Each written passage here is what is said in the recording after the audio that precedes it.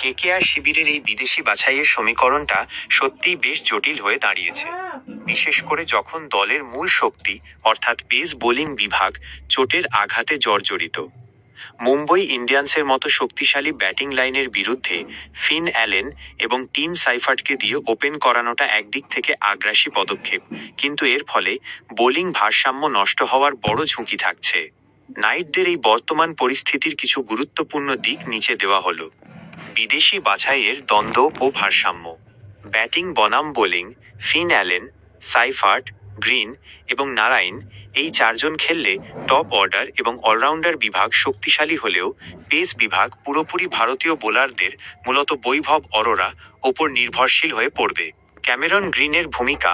Andre রাসেলের বিকল্প হিসেবে গ্রিনকে ভাবা হচ্ছে ঠিকই, কিন্তু রাসেলের সেই বিধ্বংসী ফিনিশিং এবং ডেথ ওভার বোলিংয়ের অভাব পূরণ করাটা গ্রিনের জন্য বড় চ্যালেঞ্জ হবে। মুজারাবানির প্রয়োজনীয়তা।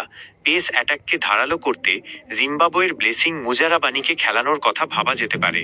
সেক্ষেত্রে টপ অর্ডারের দুই বিদেশি ওপেনারের মধ্যে একজনকে বসিয়ে কোনো ভারতীয় ব্যাটারকে সুযোগ দিতে হতে পারে। পেস বোলিংয়ের সংকট।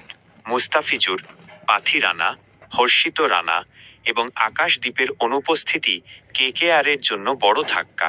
মুজারাবানি যদি সুযোগ না পান, তবে বৈভব অরোরাকে একাই পেস বিভাগের নেতৃত্ব দিতে হবে, যা মুম্বইয়ের ওয়াংখেড়ে বা বড় রানের মাঠে বেশ কঠিন হতে পারে।